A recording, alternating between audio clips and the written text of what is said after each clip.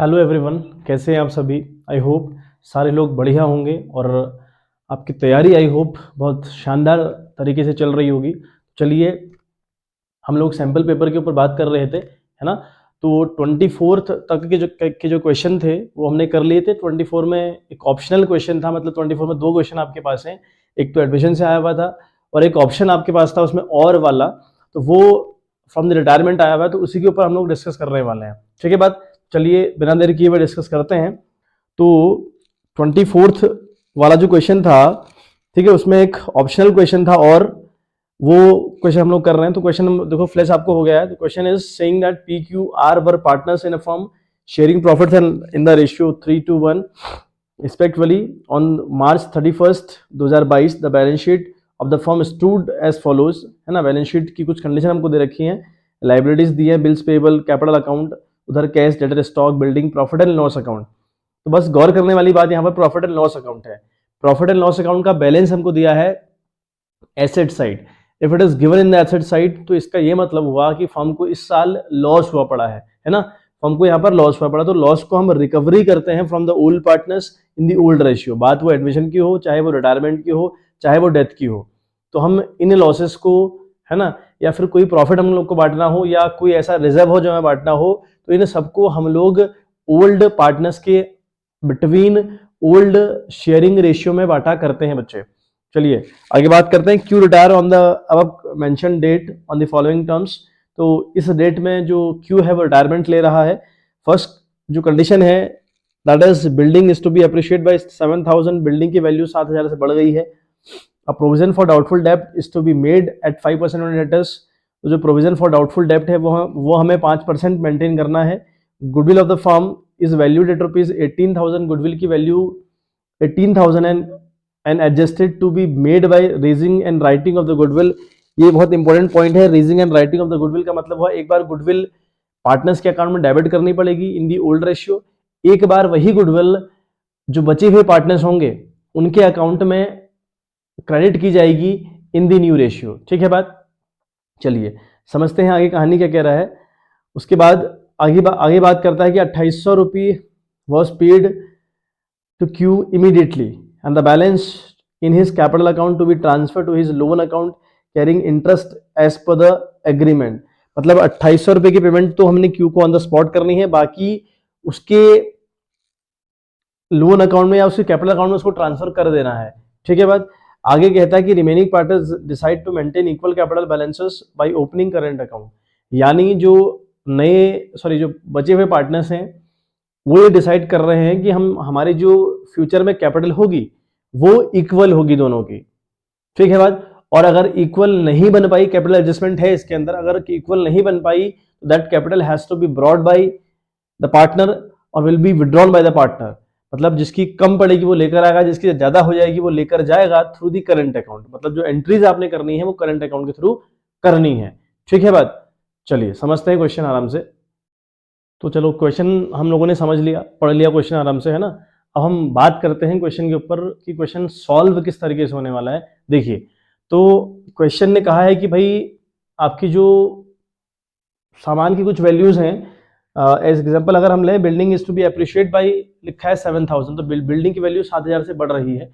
और जब भी किसी बिल्डिंग की वैल्यू बढ़े, किसी एसेट्स की वैल्यू बढ़े, है ना, मतलब एसेट्स ही है अल्टीमेट लेवल पर बिल्डिंग, तो बिल्डिंग या फिर कोई ऐसी एसेट्स जो हमारे पास रखी हुई है उनकी वैल्यू अगर बढ़ती है तो हमें ये कहीं ना कहीं मेंटेन करना पड़ता है, इसका कहीं ना कहीं हिसाब रखना पड़ता है। लाइकवाइज लाइबिलिटी की बढ़ोतरी हो, लाइबिलिटी कुछ घट रही हो, तो इनका भी हमको हिसाब रखना पड़ता है। अगर हिसाब रखना पड़ता है तो उसके लिए बेटा हमने अकाउंट सीखा था, that is revaluation account. Revaluation account का नेचर किस तरीके का है भाई, बाई साइड ये प्रॉफिट्स को रिकॉर्ड करने का काम करता है एंड टू साइड ये रिकॉर्ड करता है लॉसेस को। तो बात करें अगर हमें, तो बिल्डिंग इज अप्रिशिएट बाय 7,000 लिखा है, तो मतलब कि बिल्डिंग की वैल्यू 7,000 रुपए से बड़ी है, और अगर बड़ी है तो बेनिफिट हुआ, तो बेनिफिट को ये बाई साइड रिकॉर्ड करने का काम करेगा। यहाँ पर हम लिखेंगे बाई बिल्डिंग अकाउंट। ठीक है बात। यहाँ पर हम लोग लिखेंगे बेटा बाई बिल्डिंग अकाउंट। तो बिल्डिंग हमारी बेटा 7,000 से बढ़ रही है। ठीक बात। अगली बात क्वेश्चन ने कही थी, दैट सेकंड वाला जो पॉइंट था, a provision for doubtful debt is to be made at 5% on debtors. Debtor पर 5% का प्रोविजन फॉर डाउटफुल डेप्ट हमें रखना है। अगर हम डेटर की बात करें तो डेटर हमारे पास बच्चे 8,000 रुपए के हैं, तो 8,000 का 5% हुआ 8 पंजे 40, 400 रुपये। हमारा जो 5% ऑन डेटर हम लोग को निकालना है वो 8,000 का 5% निकालना है, वो 400 रुपये हुआ। तो ये प्रोविजन फॉर डाउटफुल डेप्ट करना मतलब नया प्रोविजन क्रिएट करना is the loss for the company. अगर लॉस है तो ये टू साइड रिकॉर्ड करी जाएगी, तो इसे हम लिखेंगे टू पीबीडी। ठीक है, provision for doubtful debts account हम लोग कर देंगे ऑफ ₹400। ठीक है बात। तो दो ही इस क्वेश्चन के अंदर एक प्रॉफिट की बात करी थी और एक अल्टीमेट लेवल पर लॉस की बात करी है, बस इतना ही तामझाम इसमें हुआ है। तो अल्टीमेट लेवल पर देखें तो हमको 7,000 का प्रॉफिट हुआ पड़ा है, हमको 7 का प्रॉफिट हुआ पड़ा है। ठीक है बात। तो 7 का प्रॉफिट अगर हो रखा है तो 7,000 को यहाँ ऐड करेंगे, 7,000 ही आपकी वैल्यू आएगी। यही वैल्यू आपकी यहाँ रिपीट होगी बच्चे, यही वैल्यू आपकी यहाँ रिपीट हुई। अब ये जो 7,000 रुपये है, ये जो PQR है, जो पार्टनर्स है PQR, पुराने वाले जो पार्टनर्स हैं उनमें क्यों भले रिटायरमेंट ले रहा हो उससे कोई मतलब नहीं है, फिलहाल PQR पार्टनर्स हैं। तो ये जो 7,000 का बेनिफिट हम लोग को हुआ अल्टीमेट लेवल पर, उसमें से 400 रुपये हम घटाएंगे, जितना बेनिफिट हमारा बचेगा वो सारा का सारा प्रॉफिट इन तीनों में बांटा जाएगा। ठीक है बात, वो सारा का सारा प्रॉफिट बच्चे इन तीनों में बांटा जाएगा। ठीक है बात, तो ये बात याद रखने लायक है। तो अब देखिए 7,000 का प्रॉफिट हुआ, 7,000 से अगर हम 400 निकाल लेना, हमारे पास 7,000 का प्रॉफिट हुआ था, 400 हमारा ये लॉस हो गया जो हम ये वाला लॉस दिखा रहे हैं। तो अल्टीमेट लेवल पर हमको बच्चे 6,600 का प्रॉफिट होता है। ये 6,600 बटा कैसे बटेगा, 3:2:1 में ये बढ़ जाएगा। ठीक है बात, ये 6,600 इंटू 3:2:1 जो रेशियो हमारे पास उनके हैं, और 3 बटे यहाँ पे 6 आएगा। ठीक बात, 6 से काटिए 6 कम 6, 6 कम 6, तो ये बन गया आपका 1,100। तो 11 3300 तो इसको मिला, 11 दूना 200, 2200 इसको मिला, 11 कम 11 तो 1100 इसको मिला। ये अल्टीमेट इन लोगों को बेनिफिट मिला। तो हम क्या लिखेंगे यहाँ पर, हम लिखने वाले हैं टू प्रॉफिट। ठीक है, to profit transfer, to profit transfer. ठीक है, आपका P है, Q है और R है। ठीक है, P इज कैपिटल अकाउंट, ये इनकी कैपिटल अकाउंट में ट्रांसफर किया जाएगा। P is capital account, Q is capital account and R is capital account. ठीक है, कितना 11,000 इंटू 3 किया तो 3,300 रुपये आया बच्चे। तो 3,300 तो इसको मिला, अगर अगले की बात करें तो उसको मिला 2,200 रुपये और अगले को मिला 1,100 रुपये। ठीक है बात, तीनों को ऐड करके अल्टीमेट लेवल पर 6,600 रुपये आता है। तो ये तो प्रॉफिट बेटा बांटने का तरीका हो गया कि हम प्रॉफिट किस तरीके से रिवैल्यूएशन का बांटा करते हैं। ये बात तो बड़ी इजी थी। समझते हैं आगे कि पार्टनर्स का जो कैपिटल अकाउंट है वो किस तरीके से मेंटेन किया जाएगा। ठीक है बात, चलिए बच्चों, तो पार्टनर्स कैपिटल अकाउंट हम लोग समझते हैं। तो पार्टनर्स कैपिटल अकाउंट का फॉर्मेट हम लोग को अच्छे से पता होगा। पर्टिकुलर्स PQR, 3 पार्टनर्स हैं, तो पर्टिकुलर्स PQR। ठीक है, सबसे पहले हम लोग लिखेंगे by side by balance BD, यानी जो हमारी बैलेंस शीट में हमको कैपिटल गिवन थी ना बच्चे, P की 15,000 रुपये गिवन है, Q की 10,000 रुपये गिवन है और R की 10,000 रुपये गिवन है। तो हमने सबसे पहले ये लिखा।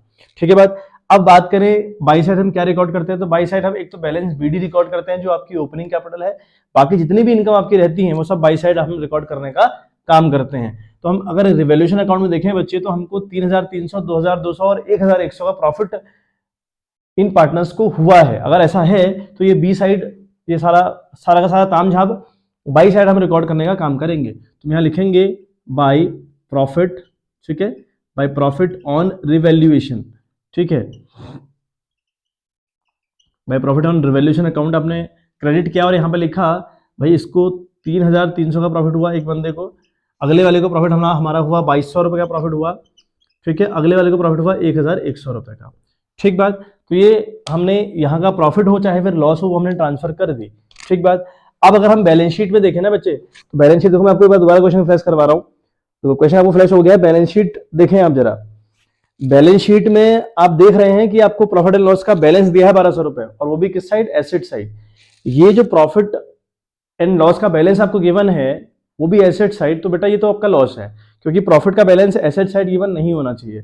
अगर ऐसा है तो वो लॉस कंसिडर करी जाती है, और अगर लाइबिलिटी साइड गिवन होता है उसे प्रॉफिट माना जाता है। तो ये प्रॉफिट तो है नहीं कतई, ये आपका लॉस है। अब अगर लॉस है तो वो पार्टनर से उसकी रिकवरी करी जाती है।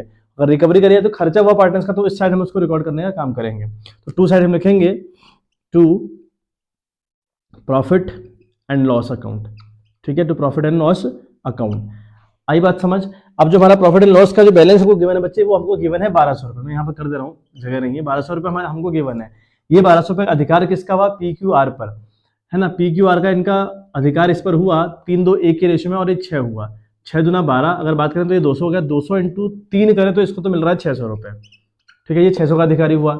200 इंटू 200 करें, तो 2 इंटू 2 करें तो ये 400 का अधिकारी आपका क्यू हो गया, और ये आपका 200 का अधिकारी हुआ। तो ये इनका इतना लॉस भी इनसे रिकवर किया जाएगा।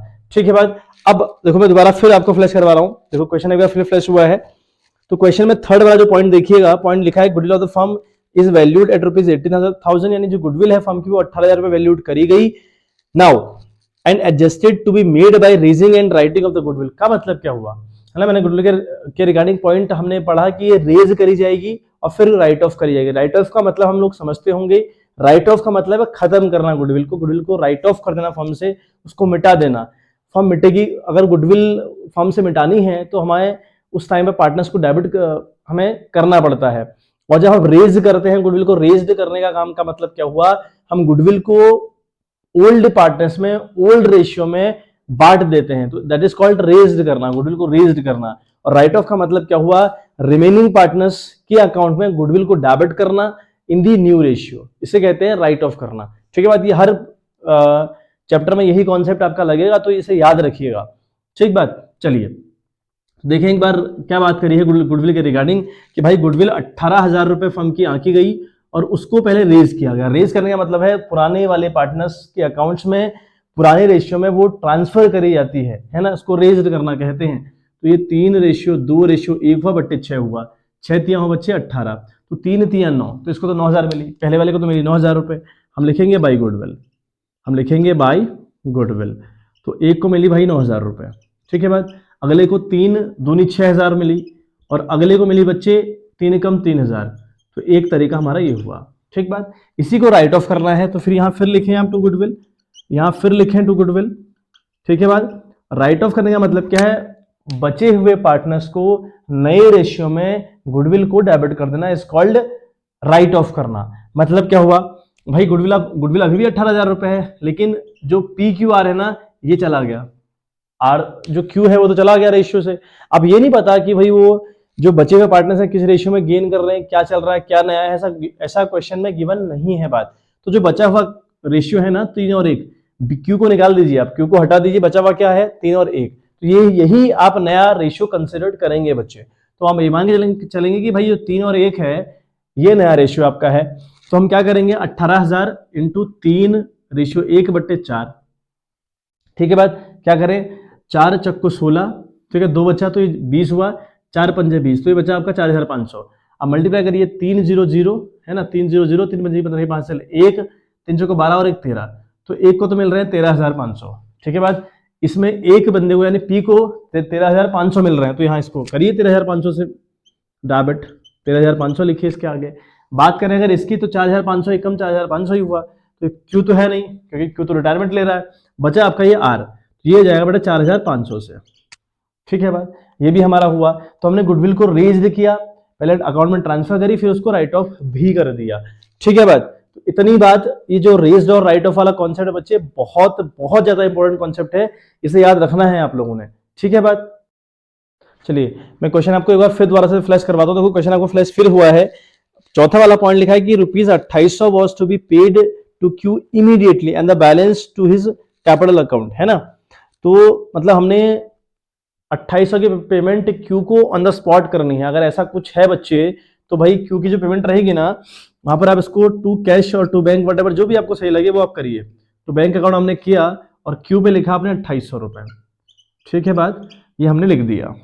ठीक, बाकी कोई मामला अभी फिलहाल नहीं है। अब यहाँ पर ये पता है भाई हमको कि क्यू जा रहा है, अगर जा रहा है तो कैपिटल एडजस्टमेंट तो रहा होगा। वैसे भी क्वेश्चन ने बोला है कि जो पी और आर हैं वो ये फ्यूचर में डिसाइड कर रहे हैं कि हम अपना प्रॉफिट 3:1 बांटेंगे। ऐसा अंडरस्टूड कंडीशन है कि हमारा प्रॉफिट 3:1 रहेगा, क्योंकि जो निकल गया तो जितना बचा that will be new profit sharing ratio. लेकिन इन्होंने एक बात और करी है, मजेदार बात, कैपिटल के रिगार्डिंग कहा है कि हमारी जो कैपिटल होगी फ्यूचर में वो इक्वल होगी। ठीक है बात। तो हमें कैपिटल एडजस्टमेंट कहीं ना कहीं करना है। कैपिटल एडजस्टमेंट करने का तरीका देखिए क्या होगा। आप इसे बच्चे ऐड करेंगे, इस वाले पोर्शन को आप ऐड करें, 15,000, 9,000 और 3,300, तो 15,000 प्लस 9 हुआ 24, ये हो गया आपका 27,300। ठीक है बात, ये आपका आया बच्चे 27,300। ठीक है बात। 15 3 18 और 18 में हमने 9 जोड़ा, 2 ये 200, तो 27,300 ये हुआ बच्चे। 10 6 16, 16 2 18,200 आपकी ये कैपिटल बनी। इसका टोटल है 18,200। इसका अगर हम बात करें तो 11 3 10 3 13 13 1 14 14,100। ठीक है बात। तो हमारा ये अल्टीमेट लेवल पर बना बच्चे 27,300, 18,200 और 14,100 रुपए। ठीक है बात। चलिए ठीक है बात। तो यही वाला सम आपने यहाँ पर रिकॉर्ड करना है, यही वाला आप सम यहाँ पर रिपीट करेंगे। ठीक है बात। जो आपका सम आया है उधर, उसी सम को आप यहाँ पर रिपीट करने वाले हैं। 27,300 के साथ ये आया और 18,200 का सम यहाँ पर आ रहा था बच्चे। उसके बाद 14,100 आपका यहाँ पे आ रहा था। अब हमारा निकलेगा टू बैलेंस सी डी। ठीक है, तो बैलेंस सी डी हम लोग निकालें, तीनों का हमको बैलेंस शीट फिलहाल निकालना पड़ेगा। इसका भी हम बैलेंस शीट निकाल रहे हैं फिलहाल आर का। ठीक है, अभी इसको लोन में ट्रांसफर करने का हम अभी नहीं करेंगे, बाद में करेंगे जब कैपिटल एडजस्टमेंट रहेगा। उसके बाद हम बात करें, देखो 27,300 से 600 रुपये का खर्चा ये घटाएं और 13,500 का खर्चा बच्चे ये घटाएं, तो जो बैलेंस शीट बचेगा ना पी का, वो बचेगा 13,500 13,300 सॉरी 13,200 रुपये आपका बच रहा है, सॉरी नॉट 300, 13,300 रुपये इस बंदे का बच रहा है। ठीक है बात। अब 18,200 इसकी अगर हम बात करें सेकंड वाले की क्यू की ना, तो जो क्यू है वो 18,200 रुपये इसके पास थे। यहाँ जो 18,200 रुपये आए हैं उसमें से 200 और 400 और 2800 को घटाइए, मतलब अल्टीमेट लेवल 3200 आपको घटाना है। ठीक है बात। 3200 अगर आप घटाएंगे तो इसका तो बचेगा बेटा 15,000 रुपये। तो इसके आगे हम लिखेंगे 15,000 रुपये इसका बैलेंस शीट बच रहा है। बात करें अगर हम आर की, तो आर की अल्टीमेट इनकम है आपकी 14,100 रुपये और 4500 ये हो गए और 200 रुपये ये हो गए। तो अपने 14,100 में से 14,100 में से बच्चे घटाना है 4700 रुपये। ठीक है बात। तो ये बच रहा है बेटा 9,400 रुपये। तो ये आपका आएगा 9,400। फिर इसी अमाउंट को आपने यहाँ ट्रांसफर करना है बाय बैलेंस बीडी के रूप में। तो यहाँ लिखेंगे आप बाय बैलेंस बीडी। तो ए का बचा है 13,200 रुपये। उसके बाद अगर बात करें क्यू का, तो उसका बचा है बेटा 15,000 रुपये। और बात करें आर की, तो उसका बचा है 9,400 रुपये। तो ये हमने लिखा। ठीक है, तीनों का हमने यहाँ बैलेंस लिखा। उसके बाद हमने यहाँ पर एक लाइन छोड़कर यहाँ एक बैलेंस सीडी की बात कर देनी होती है, टू बैलेंस सीडी। अब ये सीडी निकले कैसे? देखिए ये जो क्यू है ना, ये तो निकल रहा है, ये तो फर्म से आपके चले जा रहा है। अगर ये फर्म से चले जा रहा है, लेकिन कुछ तो लोग बच रहे होंगे ना, तो पी और आर कहीं ना कहीं अपना कैपिटल एडजस्ट करेंगे इन द न्यू रेशियो। लेकिन यहाँ बात ये कही है कि जो पी एंड आर बचे हुए पार्टनर्स हैं, वो अपना जो फ्यूचर की उनकी कैपिटल होगी वो इक्वली वो लोग डिवाइड करने वाले हैं, ऐसा क्वेश्चन कह रहा है। ठीक है बात। तो चले हम पहले हम total capital of the firm निकालें। टोटल कैपिटल फर्म की कितनी आती है वो हम बात करें, निकलती कैसे है इस कंडीशन में। यहाँ दिया नहीं कैपिटल एडजस्टमेंट करना कैसे है, किस तरीके से हमने कैपिटल निकाले, ऐसा कुछ दिया नहीं है। और जहां दिया नहीं रहता है ना, वहां पर जो सीडी होती है ना बचे हुए पार्टनर्स की, जो सीडी होती है बचे हुए पार्टनर्स की, it will be called total new capital of the firm. ठीक है बात। तो हम सीडी को प्लस करते हैं। हमारी जो सीडी आई है वो 13,201 आई है बच्चे, और 9,400 रुपए वो 21 आई है। अल्टीमेट लेवल पर देखें तो ये 600 हुआ, 9 3 12 2 1, तो ये हुआ 22,600 रुपए। मतलब अल्टीमेट लेवल पर हमारी जो total capital of the firm आई ना, नई फर्म की जो कैपिटल आएगी बेटा वो 22,600 रुपए आएगी। अब इन्होंने कहा है कि जो 22,100 रुपए है ये कैपिटल पी और क्यू में इक्वल रहेगी इन द फ्यूचर, मतलब आधी ठीक जितनी भी कैपिटल आएगी उसका ठीक आधा एक का होगा, ठीक आधा एक का होगा। तो बात करें 2 एकम 2 2 एकम 2 2 3 6, यानी 11,300 का पर हेड बैलेंस रहना चाहिए। इसी को हम बैलेंस सीडी बोल रहे हैं। ओरिजिनल बैलेंस सीडी हमारा ये आया।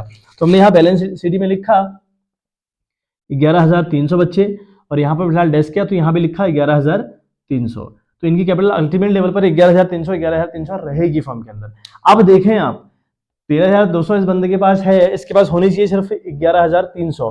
तो ये बंदा भाई साहब कैपिटल लेकर जाएगा। अगर लेकर जाएगा तो आपने entry to bank to cash या फिर टू करेंट करनी होती है। क्वेश्चन ने जैसे डिमांड आपसे करी हो, यहाँ क्वेश्चन ने डिमांड करी है करेंट की, तो हम यहाँ टू करेंट करेंगे। ठीक है बात। टू करेंट अकाउंट हम लोग लिख देंगे।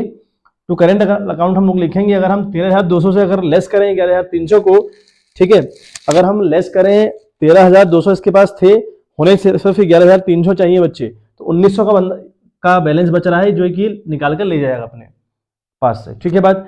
बाकी इसका कोई रोल नहीं, इसका कोई रोल नहीं। ठीक है बात, क्योंकि इसकी तो नहीं आ रही होगी। बात करें इसके 15,000 रुपये, इसका तो खाली लोन में हमें ट्रांसफर करना है, इसकी तो बातें हम नहीं कर रहे क्योंकि वो रिटायरमेंट ले रहा है। बात करें आर की, तो इसकी 9,400 है फिलहाल इस बंदे के पास, लेकिन इसकी होनी 11,300 चाहिए, तो इसको तो लेके आने पड़ेगा। अगर लेके आने पड़ेगी तो एंट्री बाई साइड हम लोग करने वाले हैं। किस नाम से भाई? बाई करेंट के नाम से हम लोग एंट्री करने वाले हैं बच्चे। ठीक है बात। अब आप 11,300 से 9,400 लेस कर लें तो आपका तब भी आपका बैलेंस आ रहा है 1,900 रुपए। ठीक है बात। ये बैलेंस आपका 1,900 तब भी 1,900 रुपए आ रहा है। ठीक है बात। अब आप टोटलिंग कर दें और जो बंदा हमारा जो बचा हुआ बंदा है ना, जिस बंदे को हम क्यू को हम रिटायरमेंट दे रहे हैं, सॉरी नॉट बचा हुआ बंदा, तो उस बंदे के नाम पर हमने वो कैपिटल ट्रांसफर कर देनी है। किस नाम से भाई? तो लोन अकाउंट के नाम से। तो उसको तो हम लोन अकाउंट के नाम से ट्रांसफर कर देंगे। इसका हम लिख देंगे यहाँ 15,000 रुपये। ठीक है बात। अब आप इस अकाउंट की टोटलिंग कर सकते हैं। तो टोटलिंग में आप देखें बात वही रहेगी, 13,200 का बैलेंस यहाँ पर आएगा क्लोज। ये आपका 15,000 रुपये का रहेगा, मामला क्लोज हुआ। और ये आपका अल्टीमेट लेवल पर देखें तो ये बैलेंस रहेगा 11,300 का। ठीक है बात। सेम अमाउंट हम यहाँ रिपीट करेंगे, 11,300 का बैलेंस यहाँ बच रहा है और इसको टोटल करके भाई 15,000 रुपये आएगा बच्चे। ये हमने किया एंड इसको अगर हम करें तो ये 13,200 का मामला रहेगा बच्चे। तो ये इस क्वेश्चन को अटेम्प्ट करने का तरीका था बच्चे। आई होप बात आपको पूरी समझ में आई होगी, है ना।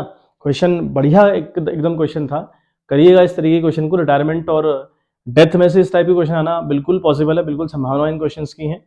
तो अच्छे से तैयारी करिए, ठीक है। तो आज इतना ही कर रहे हैं। आज इसी और वाला क्वेश्चन था 24th वाला, तो फिर 25 और 26 वाला जो क्वेश्चन रहेगा वो एक सीरीज में रहेगा। फिर बी वाला पार्ट हम लोग स्टार्ट करने का काम करेंगे, है ना।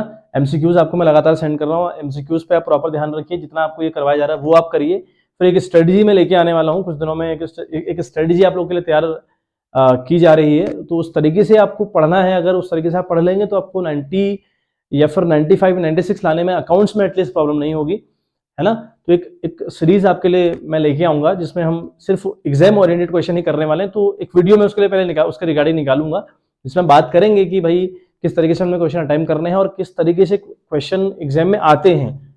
ठीक है बात। तब तक के लिए आप सीबीएसई का समय पेपर अच्छे से करिए, एमसीक्यूज पर ध्यान दीजिए और बाकी सब्जेक्ट भी हैं आपके, उन पर भी आपने ध्यान देना है, पूरा फोकस करना है। ठीक है बात। तो फिर मिलते हैं आपसे इन द नेक्स्ट वीडियो। तब तक के लिए bye bye, have a good day बच्चों।